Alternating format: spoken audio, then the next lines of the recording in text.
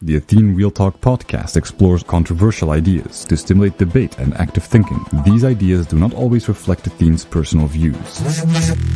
Welcome to the Athene Real Talk podcast. He has been called the best gamer in the world, hands down. World-famous gamer and philanthropist Athene. Gaming for Good, it's called, has raised more than $20 million. Using his notoriety to raise money for charity. On activism, science, culture, and self-development. Proud to have him in the studio today. I would not want to take you on in a video game. Bronzoli says, Athene, going with understanding accepting helped me a lot. A great insight. But I have a question. If you interact with a close person like a friend and that person acts in a way which is likely causing harm to me and maybe him, but he won't see it because of his reference frame, can you still just go with understanding and hope for him to find the way himself? Or is there a situation to be confrontational and direct assuming otherwise this might never become visible in his reality? Well, Bronzolis, that's a really good question. And it's a very hard one to answer. Because, of course, it depends from situation to situation. And the extent to which I can give you an answer to this question is the extent to which you understand your own emotions.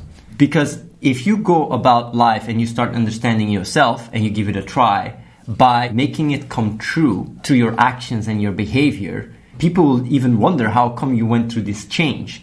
And then you are in a better position to explain to your friend how he can also try and go about it the same way. But the problem is that you're looking at the stream, you trust me, you take the time and initiative to really lay down in your bed and really try and figure out what your emotions are trying to tell you. And by understanding them, you can relieve a lot of it. For your friend, it's much harder. My advice would be to use cognitive empathy. And what is cognitive empathy? It's basically putting yourself in his shoes, trying to understand why he does what he does. The problem, though, is that cognitive empathy gets broken when the person is a threat to you. Because when he's a threat to you, you have to protect yourself. And cognitive empathy requires you to lower your defenses and be truly in his world. So I understand that if the situation is one where he really harms you, the best way you can go about it is like you would tell a child in a respectful manner that you really care for him and you really want the best for him, but that certain of his behavior is not okay and that it harms you. You can really say that in a very respectful manner. If he doesn't listen or if he gets angry or whatever, you can just, with really kindness and authority and integrity, explain it again. And if the person is in a position where he actually has power over you, then it becomes a bit more complicated because then you have to start thinking more pragmatically because you can't just give your opinion. You can't just say what you want to say. You got to start thinking more emotionally, intelligently. It's like a slave owner back in the days, right? A slave, if he would go to his slave owner and talk about integrity and say these things are not fine, he would just get killed, So obviously a slave could not talk back to his slave owners. But nowadays, we live in a world where we're more free. So if he has control over you, then you can first wonder, how can you become independent? And becoming financially independent really allows you to be more free. That's why it's such an important thing in our development to be able to live by our own self on our own feet, because else our parents have quite a lot of control over us. So gaining control over your own life is very crucial. So then maybe that's the reason that he even can harm you, because you're in a position where he has control. So how do you gain control? Always try to find how you can change the equation to a position where you have control and act upon that, because when it's not in your control, you can feel desperate, you can feel anxiety, you can feel fear. But when you find the control in yourself, like for example, like I'm gonna become financially independent, find a job or whatever, then you can resolve it even without having to confront your friend. I know I'm going quite deep into this, but I know this is a situation a lot of people can resonate with, and that's why I thought this explanation might help. Always try to see how you become the solution. And really, if there's obstacles or if there's things that allow you to not believe you can do it, follow the emotion, listen to the emotion, try to understand it. And by doing so, you can maybe undo it. Because a lot of people might think, but I can't take care of myself, or I feel worthless. Go deeper, figure it out, because you can. You can do stuff. You can have an impact. You can take care of yourself. You guys have great potential. So Just Nico says, Athene, I get what you say about understanding where people come from and the sense of peace you feel where you understand that people aren't bad based on the stuff they say or do, but scared hurting. But I find it takes a lot of focus from me to maintain that perspective. It is not like this for you. Did you just make that realization one day and then you stayed within that frame of mind effortlessly since? It comes with time, man. Like, you just start realizing that really blaming people just doesn't help anyone. It doesn't help you, it doesn't help the person. Like, understanding gets you so much further. And of course, sometimes you have to protect yourself. Sometimes you have to, protect yourself against other people's really negative influence. But at the same time, you don't have bad blood. You don't take it within you and go like, oh, this guy or this. You don't process it with hate. You just understand it and you see it for what it is. That's what I try to do all the time. And it really gives me this mindset where no matter what someone did to me, even in the past, some people have backstabbed me like crazy. I don't look back with hate or anger or whatever. I just think, what can I do to help, And this just works way better. Whenever I say it's important to understand why you do what you do, a better explanation is whenever you take an action to understand that it's emotionally driven. And by understanding the emotion, you can learn more about what drives you. And then you can say, yeah, but you say what drives you is understanding or logic. But the thing is, though, the reason why understanding does drive me is on a fundamental level, I completely trust it. So emotionally, I basically completely have given myself to understanding, to put it that way. And also something that I've been saying a lot on the stream, so many times, and even in here, I say so many times, I don't care about my feelings. And the problem with that sentence is that it's not fully accurate. The truly accurate sentence is, I don't care about my feelings because I understand why I have them, and therefore they are not part of the equation. But if I don't understand my feelings, then I do care about figuring out why I feel a certain way. Example. If I have stomach pain and I know it's because I didn't eat or I skipped a meal or I ate while I was laying down, then I don't care about that feeling, that pain. But on the other hand, if I have stomach pain and I don't know what it is, might be cancer or whatever, then I do care. So the moment I understand the emotion, I can either act upon it or accept it. And the reason why I say I don't care about my feelings is because I understand them. Because the moment you understand them, you can either act or you can accept. And when you accept, it means you let them be for what they are.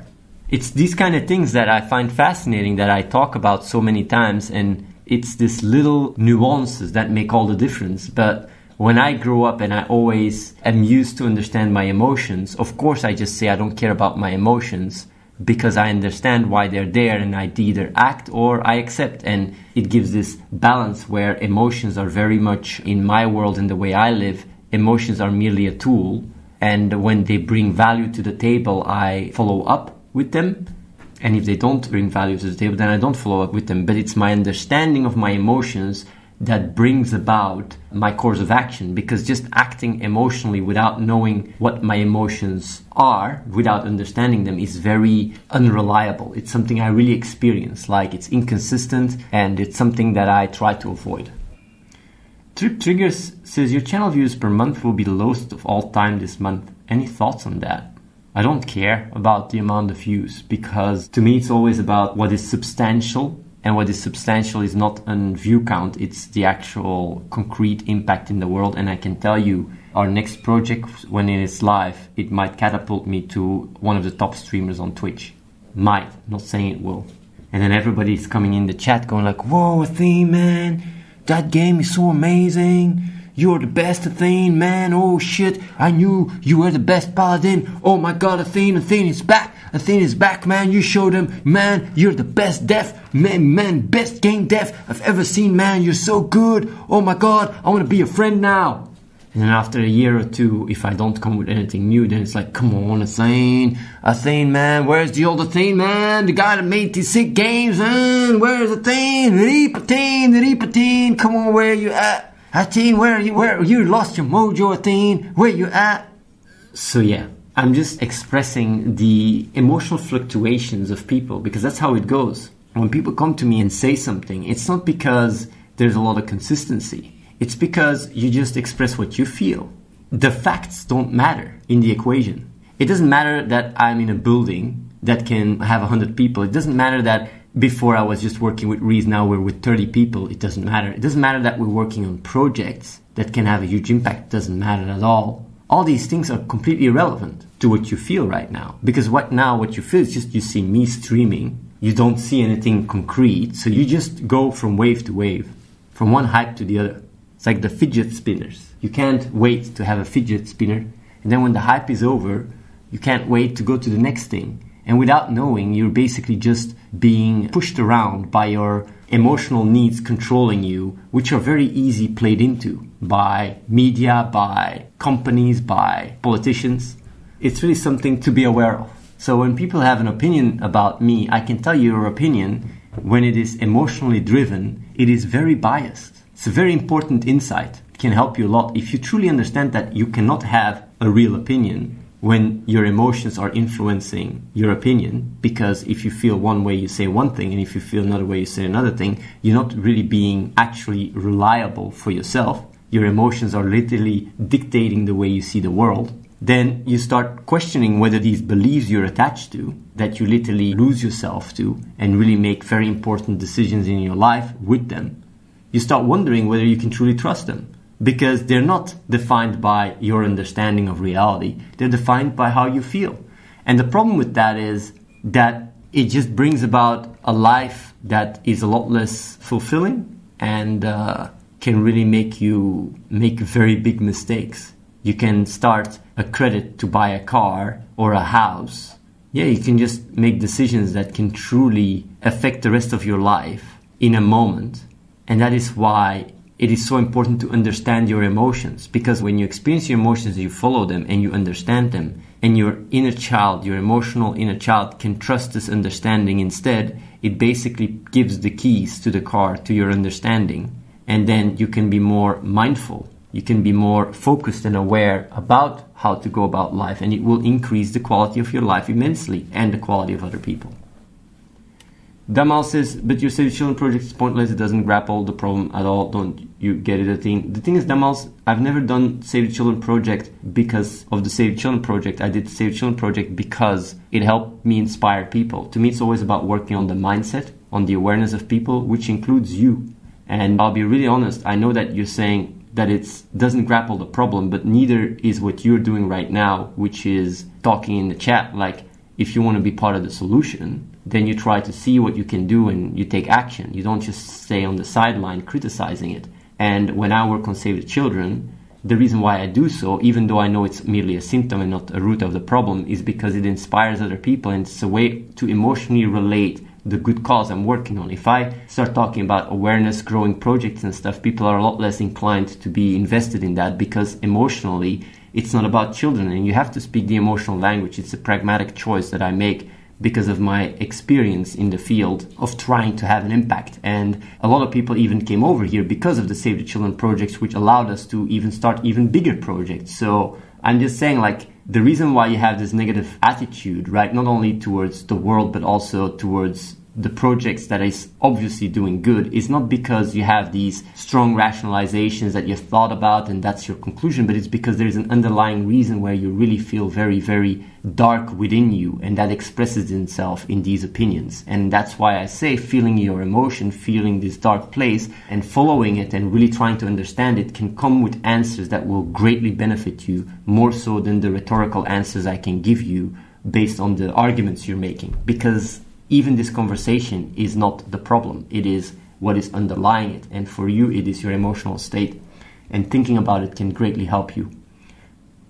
Chris Bendix says, the inner noise is so loud for me that I'm deaf by now. Chris Bendix, let me tell you something. I'm going to give you something really nice. All this noise, right? And all these emotions, right? That is not even you. You're the one that is observing them. It's something that really allows you to be in the present. When you understand that you are not your thoughts and you're not your mind, you're just merely the stream of consciousness. And these thoughts and these emotions are merely there to help you survive, to help you understand. It allows you to take some distance. And understanding these thoughts and understanding these emotions and understanding that they have a reason. They try to help you. Even the craziest noises that you hear, it's trying to help you. But you need to understand it. If you can take the energy to try and understand it and really look at it from a distance, I'm telling you, step by step, you can turn down one of the parts that causes the noise. Because the noise is a cacophony of many different things. And people that are in very complicated situations and stuff can experience this constant cacophony from all these different directions. But I'm telling you, if you focus on one specific thing and you understand it, you feel it, you can resolve it. And then another one, and then another one. And by doing so, you can really lower the noise and become more at peace. But of course, knowing that you are not these thoughts and that you're not these emotions and that these thoughts and emotions are not the bad guys. They're just merely there trying to tell you something. And by understanding it, you can resolve your emotions. I'm telling you, you won't have to live in this life of noise as you can make one after another more and more quiet. I'm going to talk about a very big problem. It's really a big problem in society. It's basically the problem of wanting to be right. And what it basically is like when you have a certain opinion or idea or whatever, you say it and someone disagrees or whatever, you want to be right. You have this gut feeling to want to be right because your brain works like either bad or good, very binary. And even though your opinions might change and you might really fluctuate from day to day, you have this investment in what you think because you want to be right. And the reason why you want to be right is because it gives you a sense of safety. It gives you a sense of control because you know what it is, you can trust it, and done. But what's really fascinating is that wanting to be right, or this needs to be safe and to have certainty, is actually giving you less control than the one where you just see reality for what it is and you accept that you might be wrong. Accepting the uncertainty in your conviction will give you more control and more safety than one where you actually believe you're always right.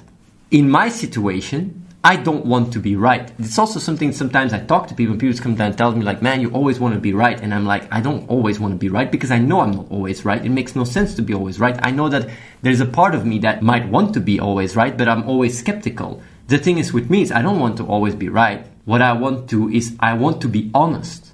I just want to be honest more so than I want to be right.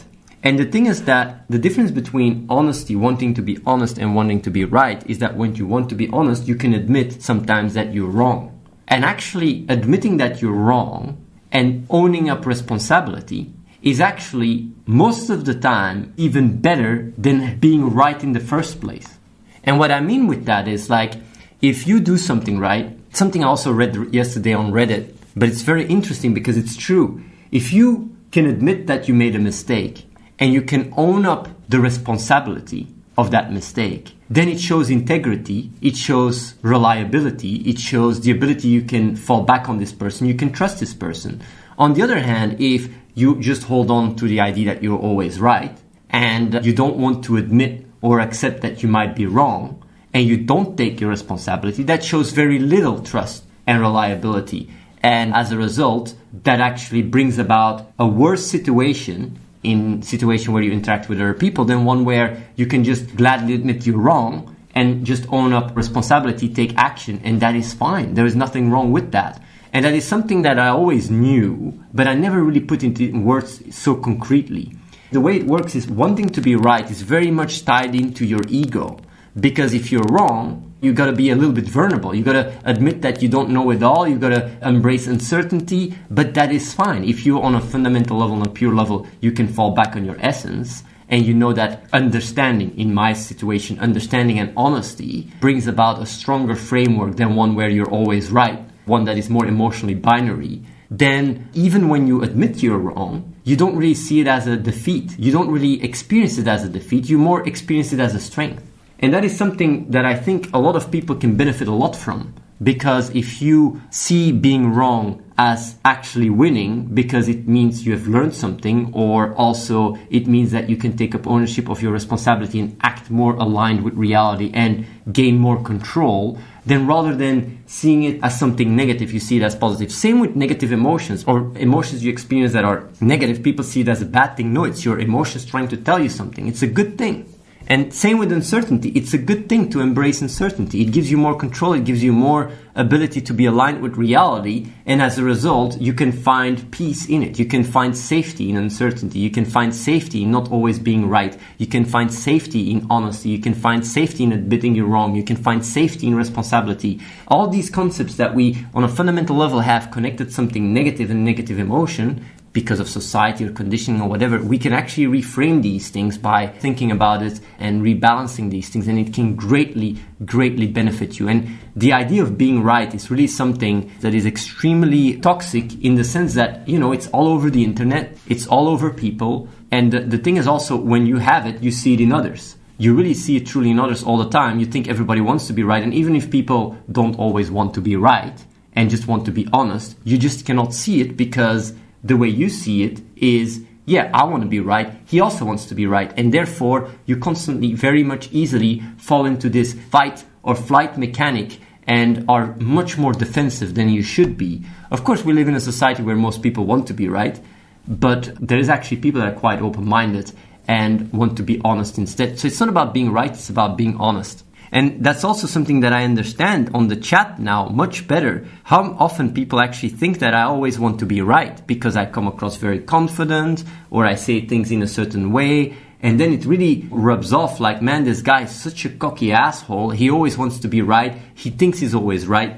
But the thing is though, like, I just want to be honest. I don't want to be right. I want to be honest. And being honest is looking at reality and letting that decide what is right from wrong. It's not me that decides what's right or wrong. It's not my opinions that decide what's right or wrong. It's not my emotions that decides what's right or wrong. It's reality. And if you have this honest relationship and you know, because reality is external, right? That's the thing. Like, being right is internal. It gives you control. If reality defines what's right and wrong, it gives you a feeling of unsafety because reality is not in your control, right? It just happens. But that's not true, because you can understand reality, and that gives you the ability to influence it. So reality, using reality as the one that defines what's right and wrong and all that stuff, there is a gateway to it, which is understanding. And that is so fascinating to be aware of it. I mean, this, what I'm saying, is quite spot on, although I know that a lot of people might not truly understand what I'm saying, because it requires you to really think about what I'm saying and process it. But yeah, this honest relationship with reality requires you to embrace uncertainty, requires you to embrace the ability that you might be wrong, requires you to question yourself. And that is something that very little people can do. And it's something that I've embraced since I was very young and has made me the person I am today. I can gladly admit that I'm wrong. I've done so several times in my life, even though it doesn't happen often, because I'm very analytical, I'm very rational. I always use reality as a feedback loop, but sometimes I can make wrong calculations. At the same time, this mindset of just looking at the world from an honest perspective can so much greatly benefit people. It's insane. But yeah, I understand people want to be right because it gives them safety. It brings about delusion because you just think you're right, even though reality shows you otherwise. It doesn't matter. You just filter it all the time. But yeah, if you embrace that being right all the time is not what is most safe, then maybe you can more easily reevaluate your opinions and your beliefs. Subscribe to youtube.com/AtheneWins. Watch the live stream at twitch.tv/AtheneLive and follow The Real Athene on Snapchat.